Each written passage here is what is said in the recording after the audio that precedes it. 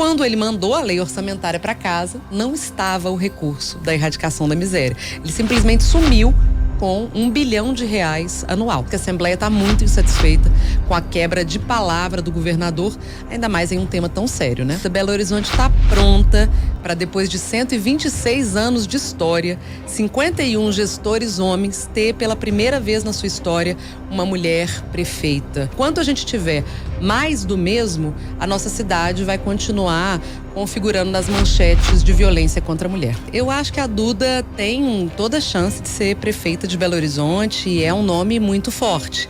Agora, há de se considerar o cenário, né? A Duda tem uma taxa de rejeição um pouco mais alta do que a minha. E quando eu falo que Belo Horizonte está parada no tempo, é porque parada ela anda para trás. Eu quero que o Fuad me responda o que ele vai fazer com o transporte de Belo Horizonte. Porque ele fica falando de tolerância zero, mas a prefeitura reconheceu que o contrato com as empresas de ônibus é irregular e pede a continuidade do contrato.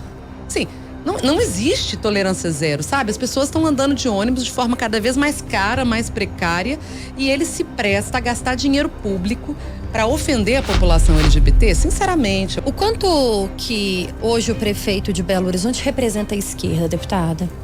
Hoje, depois das ações recentes, nada. De fato, existe uma tendência hoje e uma estratégia de partidos que estão na linha do rompimento institucional, como o Partido Liberal, que tem tentado rebaixar o debate justamente porque não tem projeto de cidade, não tem projeto de país. Então, o projeto deles começa a ser discutir banheiro, discutir ideologia de gênero, discutir questões que, sinceramente, não comunicam com as necessidades diárias da população.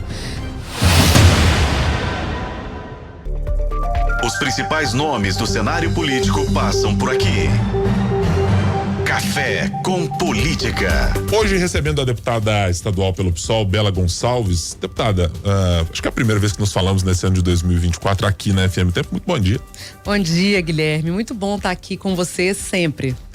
Deputada, vamos começar aqui a nossa conversa tratando de um assunto que hoje, inclusive, está em voga na Assembleia Legislativa. Tem lá um veto do governador de R$1 bilhão ao Fundo de Erradicação da Miséria. Vai ser um tema de audiência pública realizada daqui a pouquinho, às 9:30 da manhã. Eu queria uma posição da oposição neste caso. Que avaliação vocês fizeram a respeito dessa decisão do governo do estado de fazer e de deixar este veto? Nossa, é absurdo, sabe, Guilherme? Minas Gerais é um estado que tem miséria e muita miséria. A gente está falando de mais de 1,7 milhões de mineiros que não têm o que comer em casa. Eu nem estou falando da situação de insegurança alimentar, estou falando de fome mesmo. A gente tem nos vales do Jequitinhonha, Mucuri, mas também nas grandes cidades, a gente percebe pelo aumento da população em situação de rua, uma situação de agravamento da situação das famílias, em especial depois da pandemia. E o governador criou uma lei, né, no ano passado, que aumentava os impostos sobre produtos como o latão de cerveja, mas também outros produtos como esmalte de unha, que ele considerava supérfluos. Foi toda uma polêmica em torno disso, mas a justificativa o recurso vai para a erradicação da miséria. E quando ele mandou a lei orçamentária para casa, não estava o recurso da erradicação da miséria. Ele simplesmente sumiu com R$1 bilhão anual. Nós fizemos uma emenda que foi acordada com o governo, acordada e votada por unanimidade, para atrelar esse recurso para assistência social, que vai permitir que municípios como Belo Horizonte recebam R$83 milhões. Contagem, R$27 milhões. Com esse recurso, pode fazer instituições de longa permanência de idosos, centros da população em situação de rua, melhorar os CRAS, melhorar os CREAS, garantir a política na ponta que, de fato, faz a erradicação da miséria. Então, nós hoje temos uma audiência pública com os municípios que mais estão perdendo em valores percentuais são do norte de Minas, Jequitinhonha e Mucuri, e a gente espera que o Estado reverta essa posição, que a gente derrube esse veto. Acho que tem toda a chance disso acontecer, uma vez que a Assembleia está muito insatisfeita com a quebra de palavra do governador, ainda mais em um tema tão sério, né?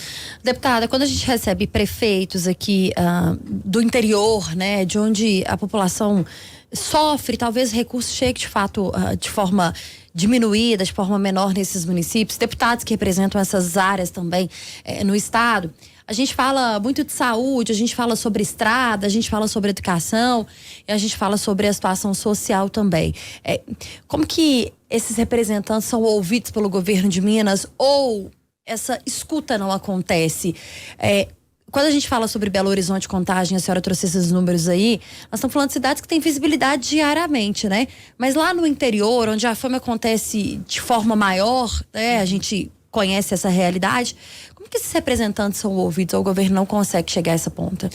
Eu acho que é importante considerar que o governador se beneficiou de uma situação muito positiva, que foi o não pagamento da dívida com a União. Isso fez com que ele estabelecesse alguma transferência de recursos para os municípios, mas que, como a gente mostra, está muito aquém do que deveria. Os municípios têm que lidar sozinhos com a situação de fome que existe nos seus locais, assim. Programas como ProLeite acabaram, incentivos à agricultura familiar acabaram, equipamentos de segurança das mulheres, os municípios, a maioria não tem, nem sequer CRAS. Para você ter ideia, a gente tem um número muito defasado de pontos de inscrição das pessoas no Cade Único, são 200 em Minas Gerais. Então você pensa, de 853 municípios, só 200 tem pontos para as pessoas acessarem o Bolsa Família, acessarem políticas do governo federal. Isso, assim, é grave. A gente tem uma situação de fome produzida nos interiores de Minas Gerais pela ausência de estrutura que possa chegar na ponta e incluir as pessoas nos programas. Mas deixa eu lhe perguntar, deputada, neste ponto específico que a senhora citou, desse número do CRAS, estamos tratando de alguns benefícios que são destinados via governo federal. A senhora vê algum componente político na decisão de não ter mais estruturas como essa, ou é apenas uma questão física de não destinação do governo por parte disso? A não destinação de recursos para erradicar a miséria, o desvio do dinheiro para matar a fome é político. A fome é política. Carolina Maria de Jesus sempre dizia isso, Betinho também. Se a gente não colocar quem é mais pobre no orçamento, essa pessoa vai sempre ficar cada vez mais pobre. Se você não produzir emprego, renda, políticas de desenvolvimento focadas nos estratos mais vulneráveis da população, você vai ampliar as desigualdades no Estado. E isso é político. Deputada, agora quero mudar um pouquinho a pauta para trazer um assunto que nós trouxemos numa reportagem hoje, falando sobre um projeto que está prevendo a proibição de imagens consideradas inapropriadas de mulheres nos banheiros masculinos dos estabelecimentos comerciais. Tem uma série de deputados que estão dentro dessa proposta. Eu queria uma consideração da senhora a respeito disso, assim, pelo simbolismo, por que motivo exatamente? É para lembrar dos dias mais recentes de trazermos assuntos sobre participação feminina e de como as mulheres são tratadas na política. Queria um pouco da avaliação da senhora sobre e por motivo dessa proposta. A gente tem uma cultura do machismo e uma cultura até da violência, do estupro, que ela precisa ser revertida numa cultura de respeito, uma cultura de convivência entre todas as pessoas na sociedade. Minas Gerais pelo segundo ano consecutivo, ranking no índice de violência contra a mulher e assassinato de mulheres. A gente também tem uma situação grave de violência política contra as mulheres. Minas Gerais é o estado que tem mais parlamentares ameaçadas de morte. A senhora foi uma, né? Eu mas a gente tem muitas, assim, muitas, principalmente as vereadoras do interior, que muitas vezes não tem nem para quem recorrer. A situação é grave. A gente tem um cenário em que as mulheres têm sofrido violência fora de casa e dentro de casa. Pra você ter ideia, 80% das pessoas que usam ônibus nas nossas cidades são mulheres. Você vai no ponto de ônibus, você vê, a maioria é mulher. E 97% delas, ou seja, todas, relatam já terem sofrido assédio no transporte. Então, todas as medidas que vão enfrentar essa cultura de que as mulheres são objeto, de que as mulheres são menos capazes, para uma cultura de valorização das mulheres é importante. E para isso também a garantia de mais mulheres na política, porque quando a gente está na política, a gente transforma a política. A gente vai lutar por creche em tempo integral, a gente vai lutar pela melhoria do transporte, contra toda a máfia que está se estabelecendo contra as mulheres, na verdade é contra as mulheres que são a maioria das usuárias de transporte, essa política de ausência de moradia e de fome. Eu estava falando da erradicação da miséria, de 10 lares chefiados por mulheres, 6 existe uma situação de insegurança alimentar, existe uma situação de fome. Então isso é grave, né? Quando a senhora fala sobre mulheres na política, o nome da senhora foi defendido aqui, a gente já conversou com você sobre isso também, por uma pré-candidatura à Prefeitura de Belo Horizonte. Alcançar essa cadeira de prefeita em Belo Horizonte também seria um passo importante para a mulher na política, né? A gente nunca teve uma prefeita em Belo Horizonte, então esse seria um passo também e vai ser aí um ponto usado na campanha? Importantíssimo, Thalita. Belo Horizonte está pronta para, depois de 126 anos de história, 51 gestores homens, ter pela primeira vez na sua história uma mulher prefeita. E, assim, isso é importante porque em Minas Gerais a gente tem pouquíssimos municípios, menos de 8% deles, com as mulheres à frente. Mas onde elas estão, elas fazem uma política muito focada na segurança das mulheres, que no final das contas é a segurança de todo mundo. Para você ter uma ideia, os municípios em que as mulheres estão à frente, segundo o Getúlio Vargas, né?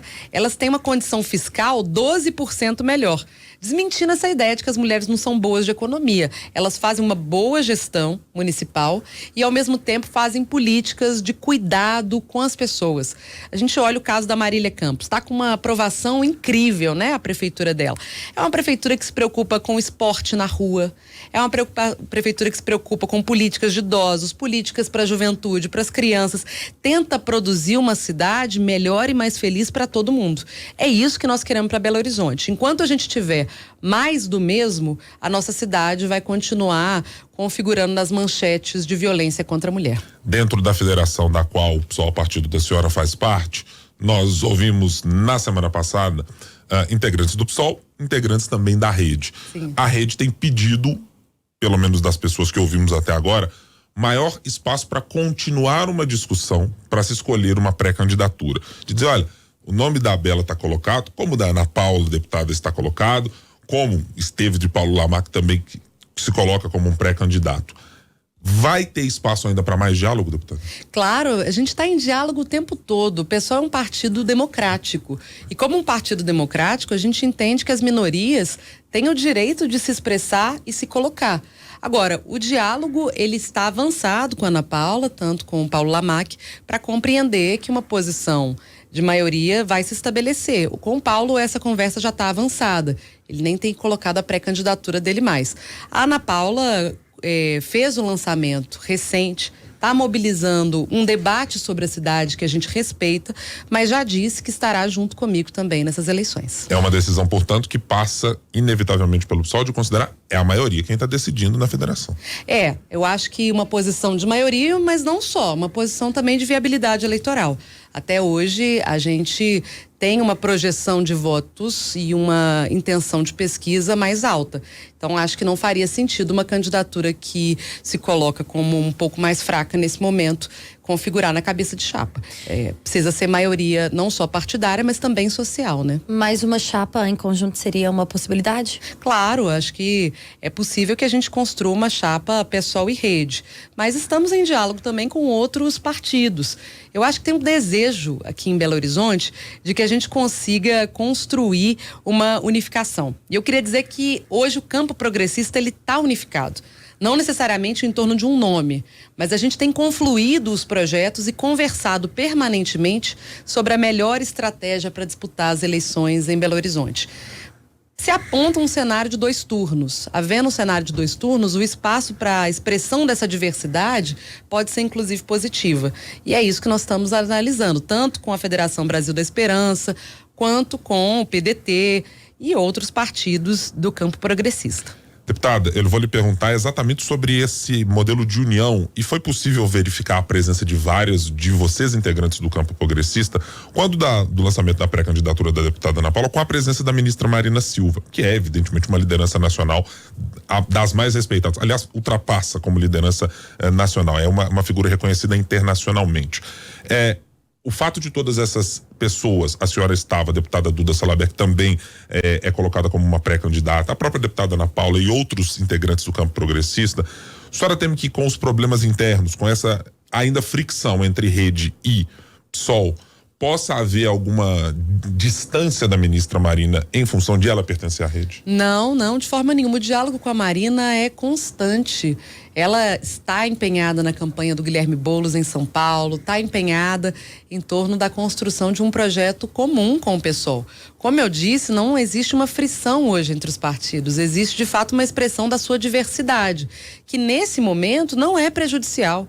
A gente está numa pré-campanha em que as pessoas estão mobilizando bases de vereadores, queremos mais vereadoras eleitas, a gente quer mobilizar um debate de cidade. Agora, nós vamos confluir para a construção de uma estratégia unificada e isso já é acordado tanto no nível nacional como no local. E voto, desculpa interromper, Thaito, só para ficar claro, deputado, para mim, num ponto que me parece que é muito objetivo do PSOL nesse caso. Voto e pesquisa de intenção de voto tem um peso gigantesco. Os votos pregressos têm um peso gigantesco nessa decisão do partido de ser a cabeça de chapa. É claro.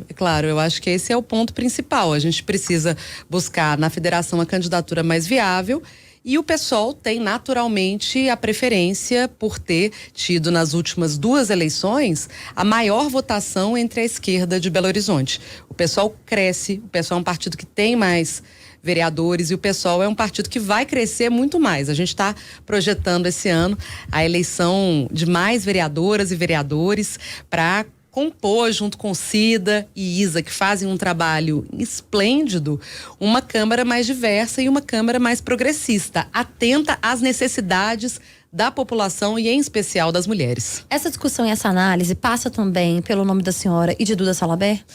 O diálogo com a Duda é muito bom. A gente está sempre juntas nas lutas, né? E eu acho que a Duda, ela é um fenômeno aqui em Belo Horizonte que tem expressado também essa capacidade e potência de influenciar a ampliação no legislativo e da disputa majoritária. Pensando no ponto de vista de ocupação de espaço, seria mais interessante que o seu nome fosse mantido como uma pré-candidatura à prefeitura e ela continuasse fazendo apenas como um apoio, mas para continuar ampliando esse espaço, continuasse como uma, né, onde ela já ocupa hoje? Olha, eu acho que a Duda tem toda a chance de ser prefeita de Belo Horizonte e é um nome muito forte. Agora, há de se considerar o cenário, né? A Duda tem uma taxa de rejeição um pouco mais alta do que a minha. E isso é uma questão a ser considerada. Agora, eu acho que Belo Horizonte é uma cidade que surpreende. E uma aliança entre mulheres e não uma competição entre as mulheres é a nossa aposta. Então, a gente está, assim, cotidianamente conversando com Duda sobre Belo Horizonte. A preocupação dela é a mesma que a minha. Não importa tanto ser protagonista dessa luta. Importa garantir que Belo Horizonte saia dessa pasmaceira, dessa situação de estar parada no tempo e com isso andar para trás, como a gente tem visto posições super retrógradas, atrasadas do prefeito de Belo Horizonte, e caminhe de fato para uma solução que encante as pessoas e que recupere políticas fundamentais. Olha, vilas e favelas. Quanto tempo tem que a gente não tem urbanização de vilas e favelas? Construção de moradia popular. Construir uma cidade ambientalmente sustentável, focada no futuro. Construir uma cidade mais segura para as mulheres. Eu tenho certeza que esse projeto nos unifica. Deputada, quando a senhora falou sobre um cenário provável e colocado de 2 turnos na eleição de Belo Horizonte, a sua consideração é a mesma avaliação que fez o presidente Lula há algum tempo, quando esteve no Rio de Janeiro, etc., de dizer, no fim das contas, apesar de ser uma eleição municipal, será lulismo versus bolsonarismo? Eu acho que é bem provável que isso aconteça. Essa eleição tende a ser uma eleição polarizada, assim, infelizmente, porque eu acho que as famílias estão cansadas, as pessoas querem debater a cidade, não querem debater a repetição das eleições do ano passado, mas isso pode acontecer. No campo do lulismo, nós temos hoje a candidatura minha, que estive desde o primeiro tempo com Lula, a gente hoje constrói nacionalmente, inclusive, o governo Lula. Nós temos também a candidatura Brasil da Esperança e, de alguma forma, até o candidato Fuad, que apoiou o Lula nas últimas eleições e que tem tido essa sinalização. Então, acho que uma polarização deve acontecer em Belo Horizonte. A gente só espera que ela não rebaixe o debate. A gente precisa debater transporte, moradia, infraestrutura, enchentes, clima, mulheres. Esses temas é o que a população precisa escutar e ouvir para Belo Horizonte avançar. Não queremos ficar discutindo, sabe? Fake news. É possível, deputado, que tenha um debate que não seja rebaixado, como nas palavras da senhora? A gente aposta que sim, espera que sim. Isso depende também do eleitor, quem que ele vai colocar força nas urnas. De fato, existe uma tendência hoje e uma estratégia de partidos que estão na linha do rompimento institucional, como o Partido Liberal, que tem tentado rebaixar o debate justamente porque não tem projeto de cidade, não tem projeto de país. Então, o projeto deles começa a ser discutir banheiro, discutir ideologia de gênero, discutir questões que, sinceramente, não comunicam com as necessidades diárias da população. Então, a gente vai fazer uma luta contra esse rebaixamento para garantir que a gente tenha um debate eleitoral em Belo Horizonte focado na economia, nas necessidades de Belo Horizonte. Houve, por parte do seu mandato, um pedido de encaminhamento para o Tribunal de Contas para avaliar o quanto custou e se teve algum prejuízo específico naquela retirada da plotagem destinada à população LGBTQI a PN+, aqui em Belo Horizonte. Já tem alguma resposta em relação a isso, deputado? E que era uma avaliação política da senhora sobre essa decisão do prefeito, porque havia, desde a gestão Alexandre Calil, um núcleo na assistência social que tinha uma aceitação, uma participação, inclusive de membros do Partido dos Trabalhadores, de pessoas do campo progressista. Foi um baque, de alguma maneira, ver o que aconteceu? Quando eu falo que Belo Horizonte está parada no tempo, é porque parada, ela anda para trás. A sucessão do Alexandre Calil, que tinha muito mais pulso, muito mais firmeza pelo FUAD, ele levou a um governo muito pressionável por setores da extrema-direita. E foi isso que aconteceu. Setores da extrema-direita, sem mais o que fazer, parece que vive numa cidade que os problemas estão resolvidos, acharam que era de bom tom criar uma polêmica em torno da identidade visual de um centro que serve para acolher pessoas LGBT. E por isso precisa ter uma identidade acolhedora. Quando o governo faz isso, gastando dinheiro público e ofendendo as pessoas LGBT, ele mostra, na verdade, que ele está rendido a esse debate pouco qualificado. A esse debate que nada tem a ver com a cidade. Eu quero que o FUAD me responda o que ele vai fazer com o transporte de Belo Horizonte. Porque ele fica falando de tolerância zero, mas a prefeitura reconheceu que o contrato com as empresas de ônibus é irregular e pede a continuidade do contrato. Sim, não existe tolerância zero, sabe? As pessoas estão andando de ônibus de forma cada vez mais cara, mais precária, e ele se presta a gastar dinheiro público para ofender a população LGBT. Sinceramente, eu acho que é uma prefeitura que não tem força e firmeza para dizer de que lado tá. O quanto que hoje o prefeito de Belo Horizonte representa a esquerda, deputada? Hoje, depois das ações recentes, nada. Já representou? Eu acho que ele já teve posições mais progressistas, em especial quando ele faz uma sinalização de apoio ao governador Lula, ao presidente Lula, que na verdade ali ele fez uma aposta na democracia, contra a barbárie. Agora, eu acho que nem tanto pelo prefeito. Às vezes eu sinto ele um pouco sem energia, sabe? O governo dele está entregue a uma disputa de cargos e a um loteamento de cargos que acontece pela família Aro dentro da prefeitura. Assim.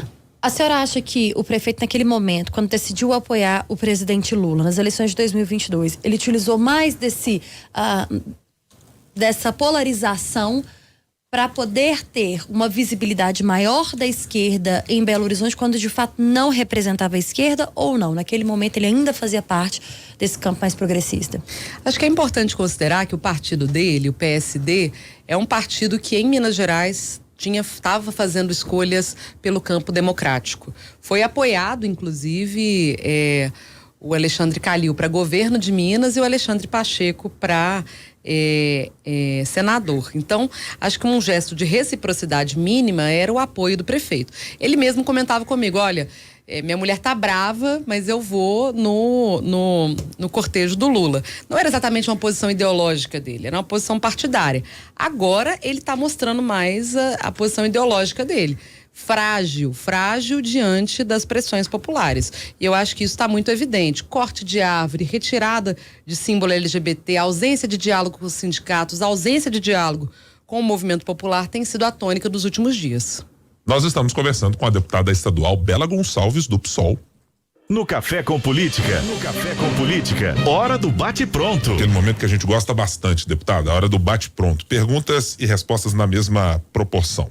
Vamos a elas. Rede PSOL A federação até agora foi boa para ambos ou melhor para alguém? Boa para ambos. Duda Salabera, Ana Paula Siqueira ou Bela Gonçalves? Bom, eu vou defender minha candidatura, Bela Gonçalves. Fuad Noman, num eventual segundo turno em Belo Horizonte, pode unificar o campo progressista? Dificilmente, mas depende de quem estará com ele no segundo turno. Fuad Noman, mais à esquerda ou menos à esquerda? Muito menos. É hoje um político fraco. Bela Gonçalves, deputada estadual pelo PSOL, muito obrigado por mais uma vez estar conosco aqui com a ano eleitoral, deputada. Certamente os convites aparecerão, a gente chama para voltar aqui em outras oportunidades também. Muito obrigado pela presença. Obrigada, Guilherme, obrigada, Thalita, e também a todo mundo que acompanhou esse debate. Ótimo dia para a senhora, viu, deputada? Volte sempre, o espaço está aberto.